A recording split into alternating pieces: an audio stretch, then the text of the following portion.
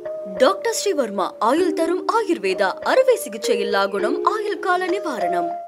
ஈகோவால் தலைநகரையே கோட்டை விட்ட காங்கிரஸ் ஆம் ஆத்மி இனியாவது பாடம் கற்பார்களா? டெல்லி சட்டமன்ற இடைத்தேர்தல் முடிவு இந்த முறை வழக்கத்திற்கு மாறான விவாதத்தை கிளப்பியுள்ளது. ஏனென்றால் ஆம் ஆத்மியும் காங்கிரசும் சேர்ந்து எளிதில் தட்டி தூக்க வேண்டிய ஒரு வெற்றியை அநியாயமாக கோட்டை விட்டன என இந்திய கூட்டணி தலைவர்கள் கொந்தளிக்கின்றனர். மத இணக்கத்தை விரும்பும் மக்களுக்கும் இதே ஆதங்கம் எழுந்துள்ளது. டெல்லி தேர்தல் முடிவுகள் இந்திய கூட்டணி கட்சிகளுக்கு அதிர்ச்சியை ஏற்படுத்தியிருந்த நிலையில் அவர்கள் எல்லோருமே காங்கிரஸை நோக்கி கை நீட்டியுள்ளனர். காங்கிரஸ் இன்னும் பழைய நினைப்பிலேயே அரசியல் நடத்துவதாக அவர்கள் கூறுகின்றனர். சுதந்திரம் பெற்ற பிறகு மிக வலிமையான கட்சியாக இருந்த காங்கிரஸ் 1970ஆம் ஆண்டு முதல் தனது தனி செல்வாக்கை மெல்ல இழக்கத் தொடங்கியது. இதன் உச்சகட்டமாக நாடாளுமன்றத்தில் எதிர்க்கட்சி அந்தஸ்தை கூட பெற முடியாத நிலைக்கு காங்கிரஸ் தள்ளப்பட்டது. இந்த நிலையில்தான் அரசு பலம் பெற்று வரும் பாஜகவை வீழ்த்த வேண்டும் என்ற ஆதங்கம் நாடு முழுவதும் பாஜக அல்லாத கட்சித் தலைவர்களுக்கு எழுந்தது. ஜனநாயகத்தில் ஆளுங்கட்சிக்கு எதிரான வாக்குகளை திரட்டி ஆளுங்கட்சியை வீழ்த்துவது என்பது ஒரு நேர்மையான சிந்தனை. அந்த வகையில் தமிழகத்தை பொறுத்தவரை அண்ணா கொள்கைக்கு நேர் எதிராக உள்ள தலைவர்களை கூட இணைந்து எதிர்க்கட்சிகளின் வாக்குகளை சேகரித்து ஆட்சியை கைப்பற்றும் யுக்தியை அறிமுகப்படுத்தி ஆட்சியை கைப்பற்றினார். இந்த முறையைதான் திராவிட கட்சிகள் இன்றும் கடைபிடித்து வருகின்றன. இதன் அடிப்படையில் மக்களவைத் தேர்தலின் போது பாஜகவை ஆட்சியில் இருந்து அகற்ற இந்தியா கூட்டணி உருவாக்கப்பட்டது. ஆனால் இந்த கூட்டணி முதல் கோணல் முற்றிலும் கோணல் என்ற நிலையிலேயே சென்று கொண்டிருக்கிறது. பாஜக எதிர்ப்பு என்ற ஒற்றை இலக்கை மறந்து மாநில பிரச்சினைகளை முக்கிய கட்சிகள் எடுக்கத் தொடங்கின. ராகுலுக்கு எதிராக சிபிஐ வேட்பாளரை நிறுத்தியது. மேற்கு வங்கத்தில் மம்தா பானர்ஜி காங்கிரஸை கடுமையாக சாடினார். உத்தரப்பிரதேச மாநிலத்தில் காங்கிரஸ் சமாஜ்வாதி கூட்டணி அமைப்பிலும் உரசலே நிலவியது. என்றாலும் பாஜக மக்களவைத் தேர்தலில் பாஜக குறிவைத்த 300 தொகுதிகளுக்கு மேல் வெற்றி என்ற இலக்கு தகர்த்தப்பட்டது. எதிர்க்கட்சித் தலைவராக ராகுல் அமர்ந்தார். இந்த சூழலில் காங்கிரஸ் மாநில கட்சிகளுடன் உரசல் போக்கை கடைபிடித்து வருவதாக குற்றச்சாட்டு எழுந்துள்ளது. இந்தியாவில் உள்ள பெரும்பாலான மாநிலங்களில் பாஜக ஆட்சியே நிலவி வருகிறது. என்றாலும் தலைநகர் டெல்லியில் ஆட்சியை கைப்பற்ற முடியாமல் இருந்ததால் அதை பாஜக அவமானமாக கருதியது. அங்கு ஆம் ஆத்மி வலுவான ஒரு ஆளும் கட்சியாகவும் நாடு முழுவதும் வளரும் கட்சியாகவும் உருவெடுத்தது. பஞ்சாபிலும் ஆம் ஆத்மி ஆட்சியை கைப்பற்றியது. இதனால் அதிர்ச்சியடைந்த பாஜக எல்லா மாநிலத்திலும் செய்யும் தேர்தலுக்கான முந்தைய வேலைகளை கச்சிதமாக டெல்லியிலும் செய்தது. இந்த சூழலை காங்கிரஸ் உணர்ந்ததாக தெரியவில்லை. டெல்லியில் தனித்து போட்டியிட்டது. இதன் விளைவாக பாஜக 40க்கும் மேற்பட்ட இடங்களை வென்று 27 ஆண்டுகளுக்கு பிறகு ஆட்சியை கைப்பற்றியது.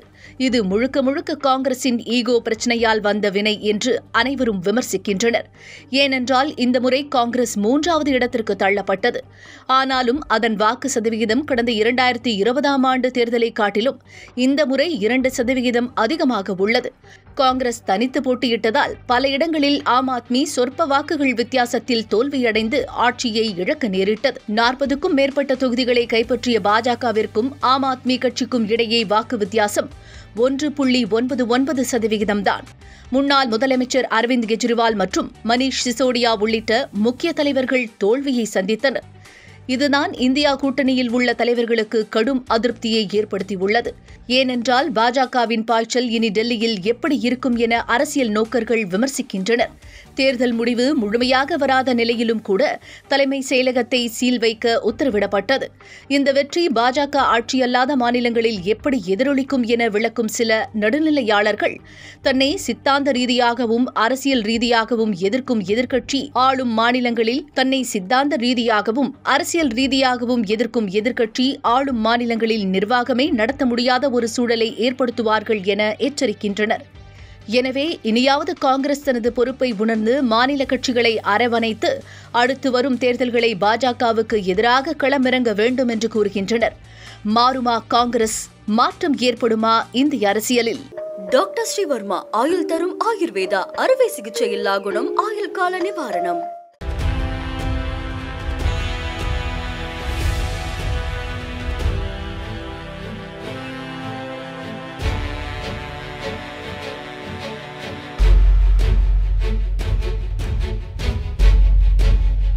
தேசத்தின் நம்பிக்கை மாத இதழ் அப்பா பதிப்பகம் இணைந்து வழங்கும் நேர்மையாளர் சகாயம் IAS அவர்களின் அனுபவ பதிவில் கடைசி தரியில் கண்டாங்கி சேலை இப்போது பரபரப்பாக விற்பனையாகிக் கொண்டிருக்கிறது.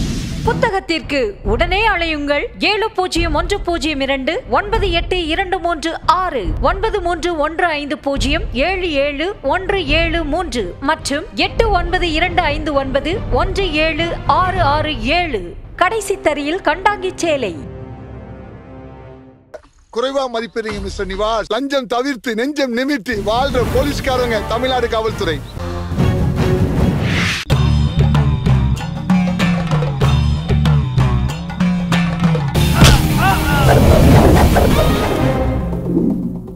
நேற்று நான் இன்று நீ திகில் கிளப்பும் அதிரடி ஆக்ஷன் திரைப்படம் OTT+இல் ஒளிபரப்பாகிக் கொண்டிருக்கிறது.